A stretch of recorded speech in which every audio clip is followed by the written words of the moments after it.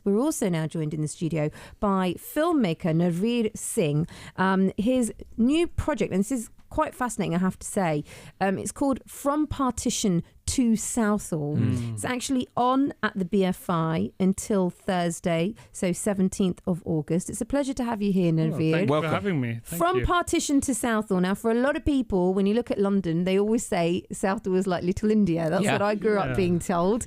A lot of the partition survivors, when they came to this country, that's where they called home Southall. Sunny's grandmother has been there for 52 years. Yeah, she's still trying to leave, but she can't. Yeah, so why was it important for you to document, because the tagline for From Partition to Southall is healing Punjabi pain through film. Talk to us a little bit more about that. So this is a multimedia exhibition, and I'm using film and photography, and I'm using poetry as well, and music, and I'm drawing from my family's experiences, and I've been talking to them, and I've collected items of their journey from Punjab to Southall. And the title, Partition to Southall, really is about how major events like partition shape the world of many immigrants in areas like Southall. And I think it's important to recognize their struggle, and then we can build empathy, and we can then learn to not only accept but embrace these people. Isn't it also true, since when we talk about the Punjabi community, and in Punjabi community, I do mention and I include the Muslims and the Hindus and the Jainists and the Christians who were all residing in Punjab, which is now Punjab, north of India, and also Pakistan. When they had to move, and when they saw some of the difficulties in India, and they immigrated, or they were invited to different parts of the world, like Kenya, like Canada, and the United Kingdom, that they flourished. It was a community that very much is now makes up 11%, even though they're 1% of the population, 11% of the GDP in this country. Yeah, and I suppose it comes from the fact that anytime you meet a Punjabi, they have been affected by major events like partition. Yeah. And when you're affected in that way where you lose everything you know, and I'm not talking about just wealth and land, it's social circles, it's your culture.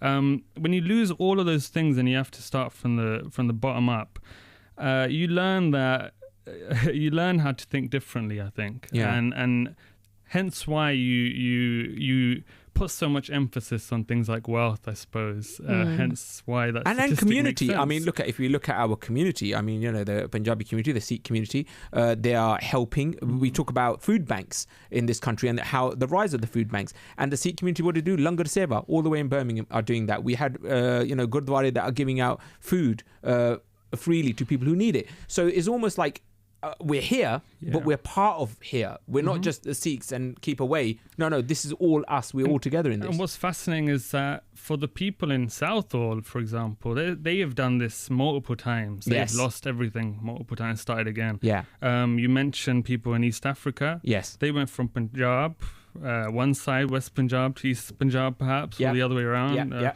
And they then end up in East Africa.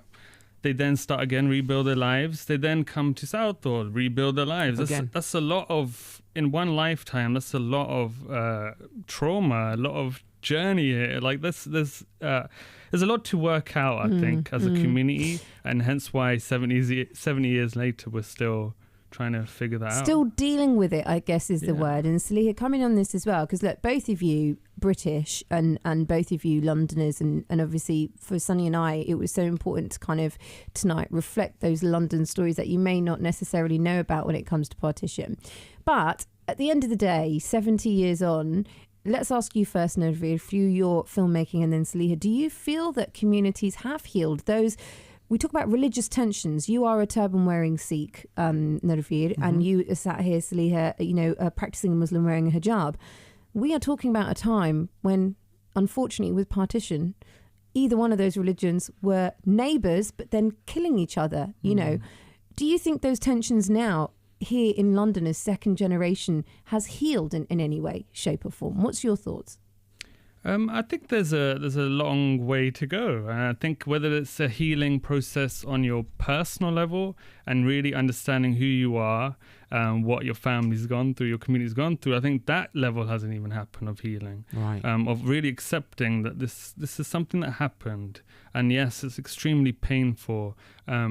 But we need to really take it in and understand what exactly it is. And then when we work on that, we can do the family and, understand what your own family went through. Once you heal there, we can then go to our community, our local communities, and understand whether it's Sikh or whatever background you are. Understand as a community how to talk about these things. And then finally, we can then build bridges with other people. With those religions. Yeah, and I think we should do all of those things at the same time. Collectively. What do you say to that, Saliha? So I'm from Slough, which is a very diverse community. Yeah. And the organisation ICSAD actually started from religious tensions and religious conflict in Slough between young people. Between what? Muslims and Sikhs? Young Muslims and Sikhs. Okay. Hence the tagline. Hindi, Punjabi and Urdu name. And so the group was actually started as a conflict resolution group to kind of solve these tensions, which were very violent. I mean, there was lots of knife crime and a lot of gang violence. Do you think a lot of that still stemmed from the history of what happened in Partition? Is that what you're saying? Okay. Yeah, and I think that it's not just that. I think that we're fed this idea that this is your enemy and you have to be bitter towards them, no matter... I mean, we still kind of see it. I know that it's a lot more jokey now, but in the cricket, for example, very true. India versus Pakistan, exactly. Yeah. When that best happens, matches ever. you see the people who never watch cricket come out to watch cricket because it's India versus Pakistan. Yeah. And then and also the banter that happens there is like the border of India and Pakistan. I don't know if you've ever been there. The change of the guard. They almost like shout at each other across the border, and they're like, "All right, see you later. See you tomorrow." It's that kind of rivalry that stemmed from this bitterness. Yeah. And yet it's something nice. Yeah, and I think that what's happened now is we've kind of evolved to this stage where when our grandparents came to this country, and I'm going to use a direct quote from one of the women we spoke to because I think that this encapsulates what I'm going to say really nicely. She said that when we came to this country, we were just Asians. We weren't Hindus, Muslims, Sikhs. We were just Asians because once more we came to this country from a land where we were divided. So we went from communities that were mixed to a land divided, back to these communities that were mixed. And the people that we got along with most and had the most in common were the people who back home were our enemies.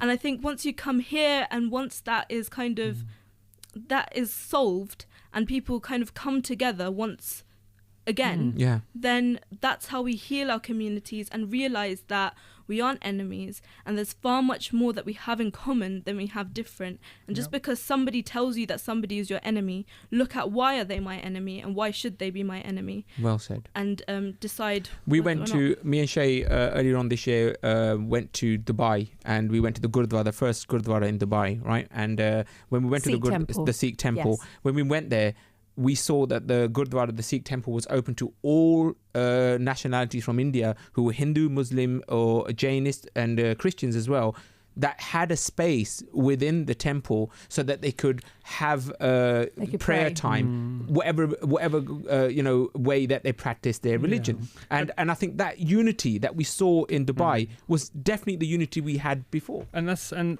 even now, when we think of places, as a Sikh being on East Punjab, I'm not able to go to West Punjab and visit places, very important places like where Guru Nanak was born, the founder of my way of life. And that kind of, if there was one thing that I could see change, I would really focus on that. It's just, even if it just meant it was much easier just to go. I think that because it's very difficult. Yeah. My nanny, my grandma, she came from Punjab. She goes to East Punjab, but she still hasn't ever gone to the village that she grew up in. Wow. Because it's such an ordeal to get a visa, etc. And you don't know that side. I think if we as a community started working on unity and really realizing that Punjabi culture on both sides of that border is exactly the same. Whether it's the bhangra, your weddings, and the food as well is very important. There you go. So I think once we do those things, I think it's interesting what you say as well, because we're gonna go into the new next hour now. But I wanted to quickly your exhibition and how can people get in touch and what have you. Best place to go is narvision.com. It's NARVISION.com. And it's every day. You can pop down between 12 and 8, and it's still Thursday. Till Thursday at the BFI. At the BFI. And the name of the film, as I mentioned, was From Partition to Southall, Healing Punjabi Pain Through Film. That's From Partition to Southall, Healing Punjabi Pain Through Film. A big thank you to Saliha and to Narvir for coming in. A real pleasure having you both here. And if you want further details for Iksat, you can get them on Twitter, AIKSAATH. We're going to take a picture with the guys and we will post all of that up on the social media.